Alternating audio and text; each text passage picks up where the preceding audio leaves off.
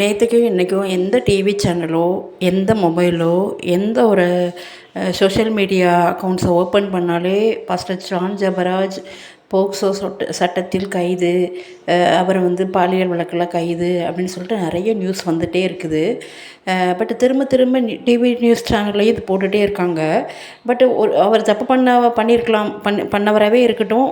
அவர் சட்டத்தில் அவர் சிலுவை பாடுகள் காலத்தில் பண்ணி அவரை வந்து நமக்காக எவ்வளவோ தியாகம் பண்ணி எவ்வளவோ கஷ்டங்கள் பாடுகள் முள்மூடியெல்லாம் தலையில் வச்சுட்டு கையில் காலில் தேவன் இடிப்பட்டு நமக்காக பெற்று கொடுத்த ஏசப்பா இந்த பாவத்தை எல்லாம் அவர் தோள் மேல சுமந்து நமக்காக அவர் மரிச்சாரு.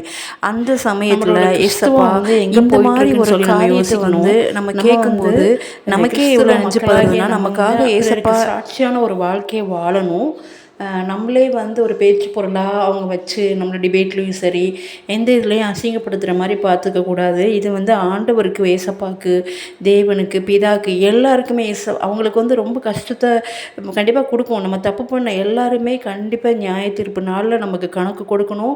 ஜீவ புஸ்தகத்தில் நம்ம பேரை எழுதி போட மாட்டார், கிறுக்கி போட்டுருவாருன்னு சொல்லி நம்ம எல்லாரும் கிறிஸ்தவங்களாகி நம்ம எல்லாருக்குமே கண்டிப்பாக தெரியும்.